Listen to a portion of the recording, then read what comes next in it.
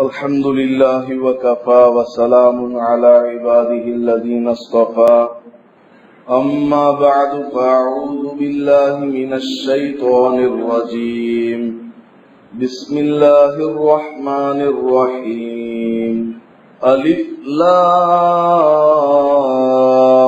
را تلك آيات الكتاب المبين إنا أنزلناه قرآنا عربيا لعلكم تعقلون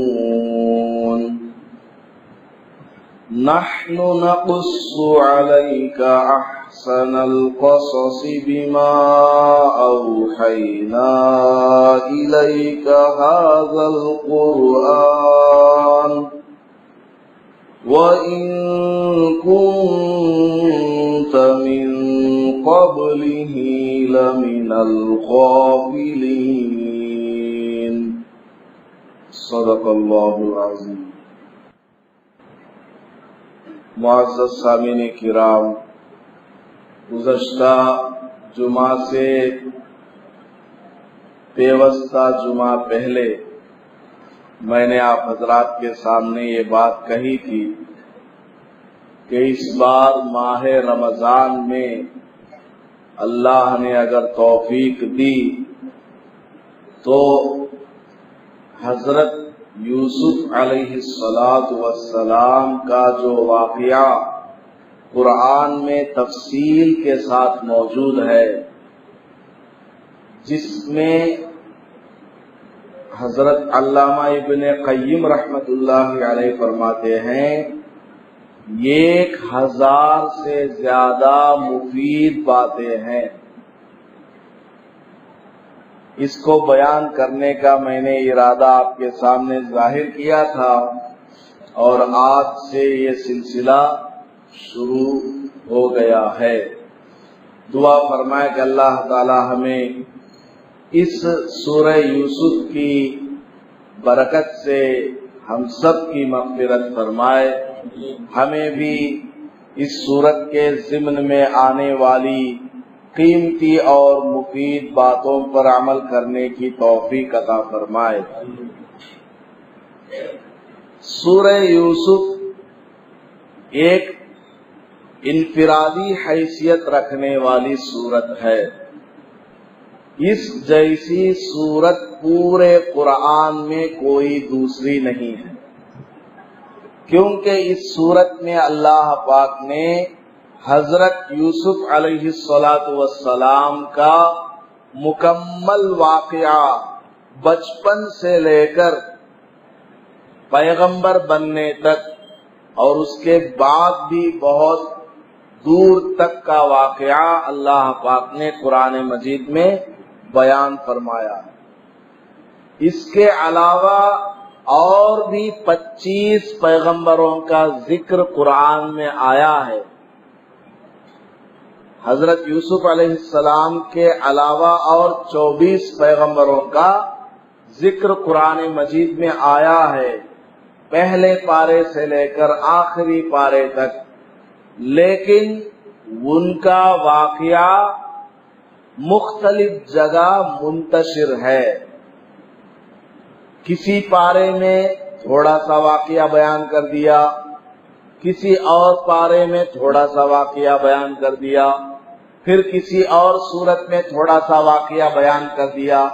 اس طرح دوسرے پیغمبروں کے واقعات ایک جگہ اللہ نے جمع نہیں فرمایا ہے، بلکہ الگ الگ پاروں میں الگ الگ صورتوں میں ایک ہی پیغمبر کا واقعہ مختلف انداز میں بیان کر دیا۔ لیکن حضرت یوسف علیہ السلام کا جو واقعہ ہے، اللہ پاک نے ایک ہی صورت میں پورا ڈیٹیل کے ساتھ بیان کر دیا، اور پھر اس واقعے کو اللہ نے پورے قرآن میں کہیں ذکر نہیں کیا۔ حضرت موسیٰ علیہ السلام کا واقعہ آپ لے لیجئے، پہلے پارے میں بھی وہی بات ہے جو بات بعد والے پاروں میں ہے۔ فرعون کے سامنے، جادوگروں کے سامنے حضرت موسیٰ علیہ السلام نے लाठी को डाला तो वो लाठी सांप बन गई। ये वाकया 9वें पारे में भी है, 23वें पारे में भी है और 19वें पारे में भी है। मुख्तलिफ सूरतों में यही वाकया मुख्तलिफ अंदाज में मौजूद है, लेकिन हजरत यूसुफ अलैहिस्सलातु वस्सलाम का पूरा वाकया अल्लाह ने सूरह यूसुफ के नाम से मुकम्मल बयान कर दिया और इस तरह बयान किया कि पूरे कुरान में इस सूरत के अलावा किसी और सूरत में सूरह हजरत यूसुफ अलैहिस्सलाम के वाक़ये को बयान नहीं किया।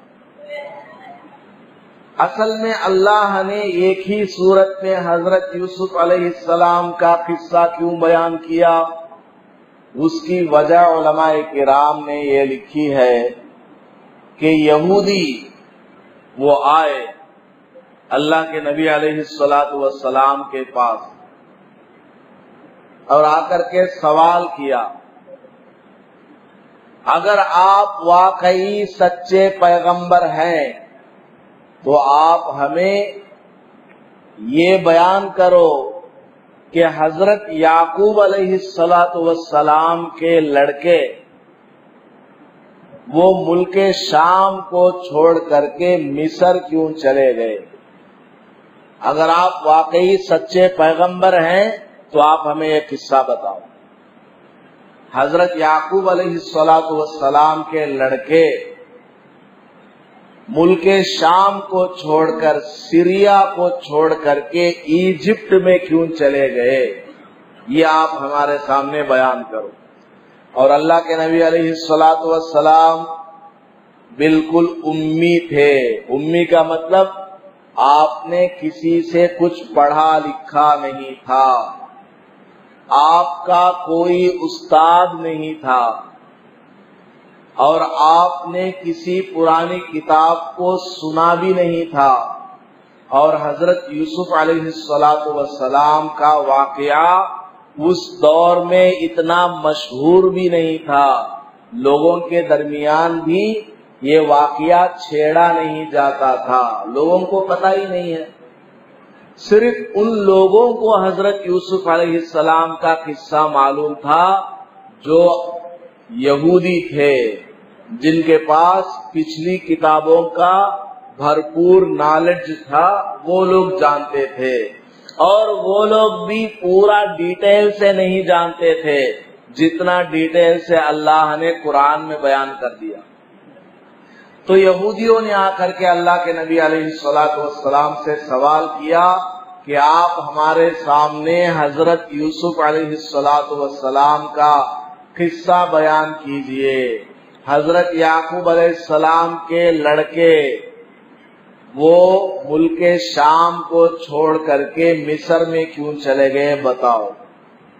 उन्होंने ये समझा था कि ये वाकई पैगंबर नहीं है, इनको कुछ पता नहीं है, ये बता नहीं पाएंगे, लिहाजा हम कामयाब हो जाएंगे कि ये आदमी जो नबूवत का दावा कर रहा है ये झूठा आदमी है, नाऊज़ु बिल्लाह।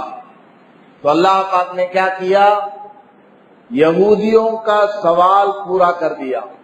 जवाब में अल्लाह ताला ने पूरा का पूरा मुकम्मल सूरत नाजिल कर दिया। हजरत यूसुफ अलैहिस्सलातु वस्सलाम के मुकम्मल वाक़ये को बचपन से लेकर बिल्कुल आखिर तक बयान कर दिया।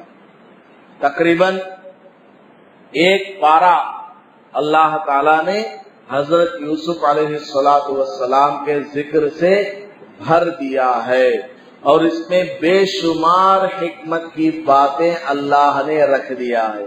आप रोजाना सुनते रहेंगे, आपको खुद मालूम होता जाएगा। अल्लाह ने जब इस सूरत को नाजिल किया तो क्या फरमाया, अलिफ लाम रा। ये जो आयत है, इस तरह की आयतें कुरान शरीफ में और भी हैं। अलिफ लाम मीम साद, काफ हा या आइन साद, काफ नून साद فاسین یاسین، اس طرح بہت سی سورتوں کے شروع میں آیتیں ہیں. ان حروف کو حروف مقطعات کہا جاتا ہے اور ان کا معنی کوئی نہیں جانتا.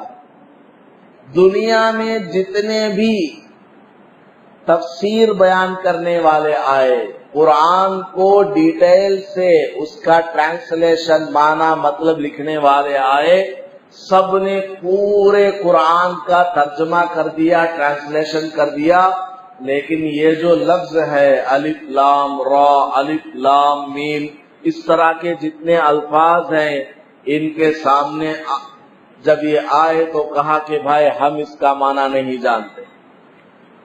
صحابہ اکرام کو خود معلوم نہیں تھا اس کا معنی کیا ہے. اس کا معنی صرف اللہ کو معلوم ہے یا پھر رسول اللہ صلی اللہ علیہ وسلم کو معلوم ہے. اللہ کو اور اللہ کے رسول کو معلوم ہے، تیسرے کو بھی نہیں معلوم، حضرت جبرائیل کو بھی پتہ نہیں ہے. یہ راز کی باتیں ہیں. جب اللہ تبارک و تعالی حضور صلی اللہ علیہ وسلم سے محبت رکھتا ہے اور حضور صلی اللہ علیہ وسلم اللہ سے محبت رکھتے ہیں تو کچھ راز کی باتیں بھی آپس میں سیکرٹ والی باتیں ہوتی ہیں جو دوسروں کے سامنے بیان نہیں کی جاتی. تو اللہ پاک نے قرآن شریف میں اس طرح کے کچھ الفاظ کو رکھ دیا جن کا معنی کسی کو معلوم نہیں ہے اور اس کو معلوم کرنے کی ضرورت بھی نہیں ہے. اگر اس آیت کا معنی معلوم کرنے سے ہمارا کوئی حکم، ہماری کوئی عبادت متعلق ہوتی تو اللہ کے نبی ضرور اس کا معنی بیان کر دیتے. تو آپ صلی اللہ علیہ وسلم نے اس کا معنی کسی بھی صحابی کو نہیں بتایا، لہذا ہم تک اس کا معنی کیا ہے نہیں معلوم. جب ہم مر کر کے چلے جائیں گے وہاں اللہ تعالیٰ سے پوچھ لیں گے، اے اللہ ہم نے پورے قرآن کا ترجمہ تو پڑھ لیا لیکن اس کا معنی ہمیں معلوم نہیں، ہمیں بتا دو. بہرحال اس کے اندر ایک آزمائش بھی ہے، ایک امتحان بھی ہے بندوں کا. کیا تم انہی آیتوں پر ایمان رکھتے ہو جن کا معنی تمہیں معلوم ہے، اور جن کا معنی تمہیں معلوم نہیں ہے ان کے بارے میں تم ایمان رکھتے ہو یا نہیں؟ اس طرح امتحان ہے. بہت سے لوگ ایسے بھی ہوتے ہیں نا، جو بات سمجھ میں آ جائے اس کو قبول کر لیتے ہیں.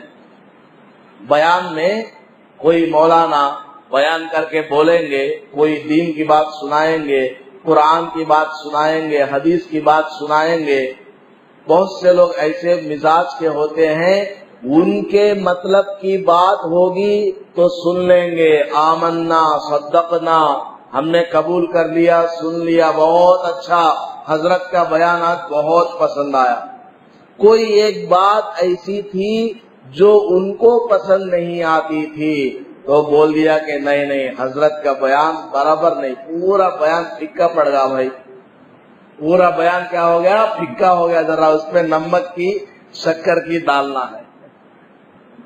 تو یہ امتحان ہے اللہ کی طرف سے. جس آیت کا معنی تم کو معلوم ہے اس پر بھی ایمان لاؤ، اور جس آیت کا معنی تم کو معلوم نہیں ہے اس پر بھی ایمان لاؤ کہ یہ اللہ کا کلام ہے. اللہ تعالی جب تک تجھے نہیں بتائے گا ایک حرف کا معنی بھی تو پہچان نہیں پائے گا. یہ سبق سکھانا ہے بندوں کو. جب تک اللہ تعالیٰ نہیں بتائے گا تم ایک حرف کا معنی بھی سمجھ نہیں پاؤ گے. پوری دنیا کی عربک لینگویج کی ڈکشنری لا کر کے رکھ دو، ملک عرب کے لے لو، دبئی کے لے لو، جتنے بھی عرب کنٹریز ہیں سب کے ڈکشنری لا کر کے رکھ دو اور کسی کو کہہ دو 10,000 کروڑ روپیہ ہم تمہیں انعام میں دیں گے، الف لام را کا معنی بتاؤ. وہ 1,000 سال گزار دے گا ریسرچ کرتے کرتے کرتے کرتے، لیکن وہ معنی بتا نہیں پائے گا. تو یہاں بندوں کا امتحان بھی ہے کہ اے بندے، جب تو سورہ فاتحہ پڑھ کر کے آگے بڑھ رہا ہے، میرا قرآن پڑھنے جا رہا ہے، سورہ فاتحہ میں ہم نے اللہ سے دعا مانگی ہے کیا؟ اہدنا الصراط المستقیم، اے اللہ ہمیں سیدھا راستہ دکھا، تو اللہ نے پورا قرآن نازل کر کے سامنے رکھ دیا، سورہ بقرہ سے لے کر آخر تک۔ سورہ فاتحہ کے بعد میں سورہ بقرہ ہے، تو سورہ بقرہ سے لے کر آخر تک 113 سورتیں نازل کر کے رکھ دیا، اور کہا اے بندے، تو نے مجھ سے سیدھا راستہ مانگا ہے نا، لے پڑھ، یہ پورا کا پورا قرآن سیدھا راستہ ہے۔ جب پڑھنے کے لیے بندہ آگے بڑھا تو کیا پڑھا؟ سب سے پہلے الف لام میم، ایسا لفظ پڑھا جس کا معنی اس کو سمجھ میں نہیں آتا۔ سیدھا راستہ دیکھنے کے لیے جب بندہ آگے بڑھا اور الف لام میم کو پڑھا تو ایسا لفظ اس نے پڑھا کہ اس کا معنی اس کو سمجھ میں آتا نہیں ہے۔ تو یہاں سے اللہ یہ کہنا چاہتا ہے، اے میرے بندے، جب تو سیدھا راستہ طلب کرنے کے لیے میرا کلام پڑھے گا تو یہ بات ذہن میں رکھ کہ میرا قرآن کا مطلب جب تک میں نہ بتا دوں، میرے پیغمبر نہ بتا دیں، تو نہیں سمجھ سکتا۔ صرف ڈکشنری لے کر کے کوئی آدمی قرآن کو سمجھنے بیٹھ جائے نہیں ہوگا۔ آج کل دنیا میں بہت سے لوگ ایسے ہیں، مدرسے میں وہ پڑھتے نہیں ہیں۔ مدرسے کے اندر کیا پڑھایا جاتا ہے؟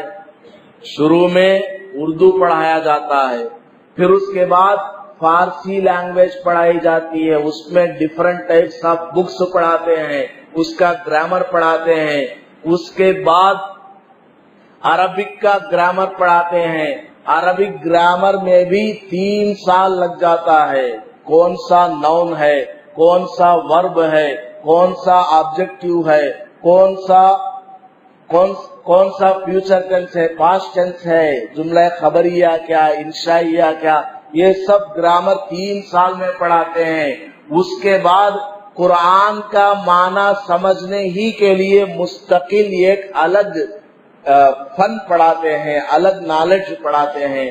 اس طرح پڑھتے پڑھتے جب 5 سال گزر جاتے ہیں تب جا کر اس کے ہاتھ میں قرآن دیتے ہیں اور کہتے ہیں کہ ترجمہ اب پڑھ لے، تو تھوڑا تھوڑا سمجھ میں آئے گا، پھر اگلے سال پڑھے گا اور سمجھ میں آئے گا۔ اس طرح پڑھتے پڑھتے 8-10 سال پڑھے گا، جب جا کر عالم کو، مفتی کو قرآن کا معنی سمجھ میں آتا ہے۔ لیکن آج کل بہت سے پروفیسر دنیا میں مشہور ہیں، وہ صرف کیا قرآن کو کیسے حل کرتے ہیں؟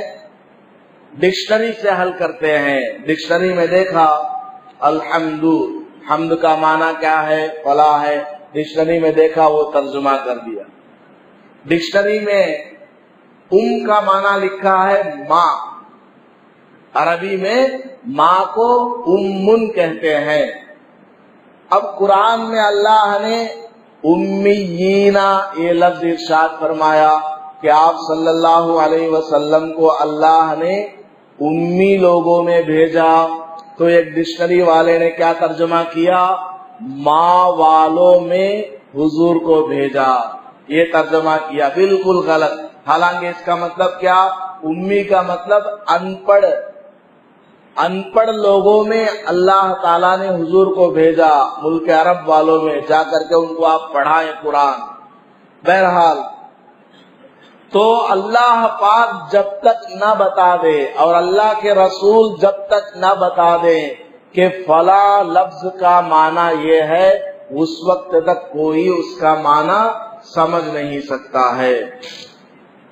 تو الف لام را کا معنی کوئی نہیں جانتا۔ اس کے بعد اللہ نے فرمایا کہ ہم نے اس قرآن کو عربی زبان میں نازل کیا ہے، کیوں؟ لعلکم تعقلون، اے یہودیوں، تم لوگ آ کر کے سوال کر رہے ہو نا کہ حضرت یعقوب علیہ السلام کے بیٹے ملک شام کو چھوڑ کر کے مصر میں کیوں چلے گئے؟ لو، تمہارے ہی لینگویج میں ہم یہ سارا واقعہ بیان کرتے ہیں لعلکم تعقلون، شاید تم لوگ سمجھ لو، سنو۔ نحن نقص علیک احسن القصص، ہم تمہارے سامنے بہترین واقعہ بیان کرتے ہیں، سب سے شاندار واقعہ۔ اللہ تعالیٰ نے سورہ یوسف کو کیا فرمایا؟ حضرت یوسف علیہ السلام کے قصے کے بارے میں کیا فرمایا؟ احسن القصص، سب سے شاندار قصہ، سب سے شاندار قصہ قرآن کا سورہ یوسف ہے، حضرت یوسف علیہ السلام کا۔ آج کل کے ہمارے جتنے نوجوان ہیں، شادی شدہ ہوں یا غیر شادی شدہ ہوں، سب کے لیے ضروری ہے کہ وہ حضرت یوسف علیہ السلام کا واقعہ پڑھیں۔ حضرت یوسف علیہ السلام نے اپنے آپ کو کس طرح بدنگاہی سے بچا کر کے رکھا، اپنے دل کو بچایا، اپنی شرمگاہ کو بچایا، زنا سے کیسے دور رہے، یہ سب اس واقعے کے اندر موجود ہے۔ تو سورہ یوسف یہ نوجوانوں کو ضرور پڑھنا چاہیے۔ خامخواہ ان کے ناولز پڑھنے سے آدمی کا دماغ خراب ہو جاتا ہے۔ بچے جب رات میں سوتے نہیں ہیں، ماں باپ ان کو قصہ سناتے ہیں۔ کیا قصہ سناتے ہیں؟ میں اگر نام لوں گا تو آپ مجھے برا بھلا سمجھیں گے، حالانکہ یہی ہو رہا ہے۔ کیا؟ فلم سٹاروں کے قصے سنائیں گے۔ بچہ اگر سونے جا رہا ہو، نیند نہیں آ رہی ہے، تو کس کے کہانیاں سناتے ہیں؟ فلم سٹاروں کے کہانیاں سناتے ہیں۔ ان کے جو لوگ جہنم والے ہیں، جہنم کا راستہ دکھانے والے ہیں، ایسے لوگوں کی باتیں بچوں کے سامنے بیان کرتے ہیں۔ حالانکہ بچوں کو کیا سکھانا ہے؟ قرآن کے واقعے سکھاؤ۔ جب بچہ سمجھنے والا بن جائے، ماں اس کو دین کی باتیں بتائے کہ بیٹا اللہ ایک ہے، محمد ہمارے پیغمبر ہیں، جب محمد کا نام آئے تو بیٹا صلی اللہ علیہ وسلم کہا کرو۔ رات میں جب بچہ سونے جائے، اس کو نیند نہ آئے، تو اس کو یہ کہنا چاہیے کہ آقا صلی اللہ علیہ وسلم بغیر بستر کے سویا کرتے تھے، آپ کے پاس سونے کے لیے بستر بھی نہیں ہوتا تھا، تکیہ بھی آپ کے پاس نرم نہیں ہوتا تھا، بلکہ کھجور کے چھالیوں سے بنایا ہوا تکیہ آپ کے پاس تھا۔ آپ کبھی کبھی اپنے ہاتھ کو تکیہ بنا کر کے آرام فرمایا کرتے تھے۔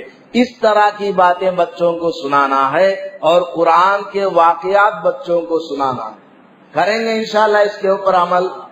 تو اللہ پاک نے فرمایا کہ حضرت یوسف علیہ السلام کا قصہ سب سے شاندار قصہ ہے، دنیا میں اس سے بہتر قصہ کوئی اور نہیں ہے۔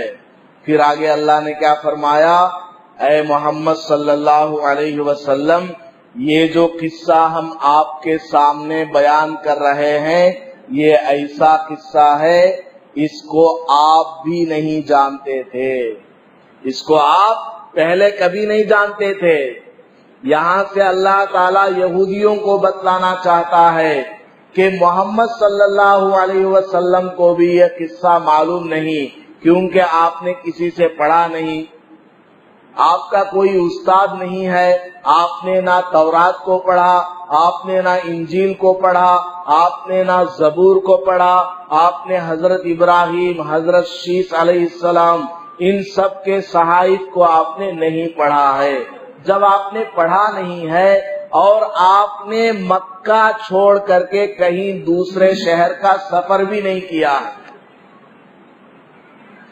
مکہ شہر میں آپ ہیں، یہ لوگ آ کر کے سوال کر رہے ہیں ملک شام کا۔ آج کل تو ٹیکنالوجی ہے، موبائل ہے، آدمی اندرا نگر میں بیٹھا بیٹھا امریکہ میں کیا ہو رہا ہے پتہ لگا سکتا ہے، وہ بھی منٹوں کے اندر، وِد ان سیکنڈز آدمی معلوم کر سکتا ہے کہ وہاں پر کیا ہو رہا ہے، کیا چل رہا ہے۔ وہ دور تو ایسا نہیں تھا نا، تو हुजूर सल्लल्लाहु अलैहि वसल्लम मक्का में हैं। अल्लाह ने फरमाया हम आपके सामने जो यूसुफ अलैहिस्सलाम का किस्सा बयान कर रहे हैं, ये किस्सा आपको भी नहीं मालूम है। यहाँ से एक बात समझ लीजिए, फिर बयान खत्म। वो क्या है? अल्लाह ने क्या फरमाया हुजूर सल्लल्लाहु अलैहि वसल्लम को? ये फरमाया कि आपको भी मालूम नहीं है, आप भी नावाकिफ है इससे। क्या मतलब? गुजरी हुई बात का इल्म अल्लाह के सिवा कोई नहीं जानता है। अब बहुत से लोग क्या करते हैं, हजरतान के पास आते हैं, हजरत हमारे घर में 10,000 रुपया चल गए, हजरत 10,000 रुपया चोरी हो गए, जरा तुम्हें नामा वो क्या कि पेपर में लिख ले को, नंबरा निकाल को, नींबू निथार को बोलो, कौन ले लिए ही बोलो नाम।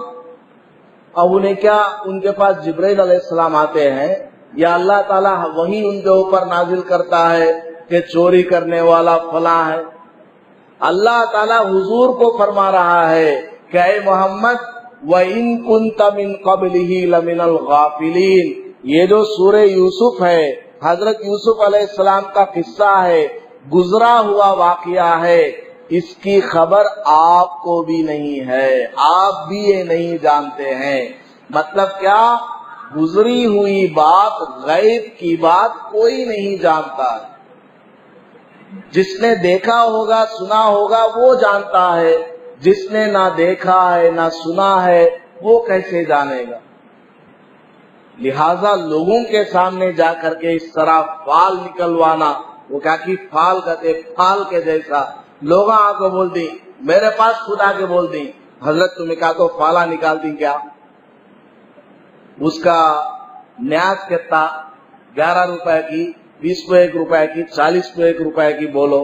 बहुत से लोग आते हैं, मैं बोलता हूँ देखो मेरे पास जिब्राइल अलैहिस्सलाम नहीं आते हैं कि मैं फाल निकाल करके वो तस्बीह ऐसे लटका करके नाम दिल में सोच करके, जैसे ही नाम दिल में सोचा वो तस्बीह अगर हिल गई, इन्हें चोर।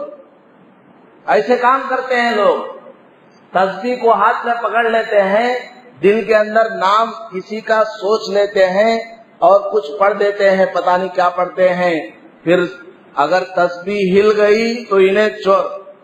इनो हजरत आमी जर्रे कैसे ही पहले पूरा स्टोरी उससे सुन लेती, क्या क्या हुआ बोल, किसके ऊपर तेरे डाउट है बोल, पूरा उंडल उसको जिसके बारे में डाउट है उसका नाम दिमाग में बिठाएंगे, जैसे ही उसका नाम पढ़ेंगे या हाथ से थोड़ा हिला देंगे, तस्बीह हलती है, इन्हें चोर, जाए सजा को पकड़। ऐसा हो रहा है और हजारों रुपया ले रहे हैं, एक एक तावीज का 1000 रुपया, 10,000 रुपया। बहुत से लोगों ने तो घरों को बेच दिया है। कड़पे में हमारे एक जानने वाले थे, बेहतरीन मकान बिचारों ने पूरी जिंदगी कमाई खर्च करके उन्होंने मकान बनाया, शानदार मकान रहने के लिए, एक आधे कुंटे का 1 कुंटे का मकान बना लिया, आराम से रहा करते थे। कोई ऐसे ही चोर हजरत ने, माफ कीजिएगा, जाकर के बता दिया कि आपके घर में शैतान है, आपके घर में क्या है, जिन्नात है, फला काटो, ये करो वो करो तो वो दूर हो जाएगा, वरना नहीं होगा। उन्होंने भरोसा शुरू में नहीं किया, लेकिन आदमी जब गुमान बिठा लेता है ना, अल्लाह के फैसले भी वैसे ही होते हैं। अल्लाह ताला ने क्या फरमाया है, अना इंदा ज़न्नी अब्दी बी, बंदा मेरे साथ जैसा गुमान करेगा मैं वैसा ही फैसला करूंगा। बंदे का गुमान बदल गया, अल्लाह का फैसला बदल गया। उसने क्या, उन्होंने क्या गुमान कर लिया धीरे धीरे, हाँ घर के अंदर कोई वबा है, कोई वबाल है, कोई बला है, शहर है वगैरह, इस तरह का गुमान कर लिया। और ये मौलवी साहब उनको गुमान बिठाते रहे, बिलाखिर मजबूर होकर बहुत कम रेट में उन्होंने मकान बेच दिया, खाली करके चले। जब मकान बेच दिया तो फिर हमारे पास फोन किया कि हजरत हमें घर बेच डालिए। बेचने से पहले हमारे पास फोन करते तो शैतान को हम 5 मिनट में भगा देते। ہم اتنا کہتے کہ گھر میں سورہ بقرہ پڑھو، شیطان بھاگ جاتا ہے۔ اللہ کے نبی علیہ الصلوۃ والسلام نے فرمایا جس گھر میں سورہ بقرہ پڑھا جائے گا اس گھر میں شیطان نہیں رک سکتا ہے۔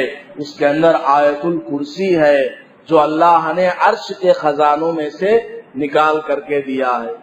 بہرحال تو ان لوگوں کے چکر میں نہیں آنا چاہیے جو اس طرح فال نکالتے ہیں، نام نکال کر کے بتاتے ہیں کہ تمہارا مال اس نے چرایا، اس نے چرایا، اور آئندہ کی خبر جو بتاتا ہے سب غلط سلط، ویسے ہی وہ اندازے سے بتاتے ہیں، تجربے سے بتاتے ہیں، ورنہ کچھ نہیں ہے۔ ان چیزوں پر بھروسہ کرنا یہ شرک ہے۔ اللہ کے نبی علیہ الصلوۃ والسلام نے فرمایا من اتا کاہنا فقد اشرکا، جو آدمی جوتش کے پاس گیا وہ شرک کیا، اس آدمی نے شرک والا کام کیا ہے۔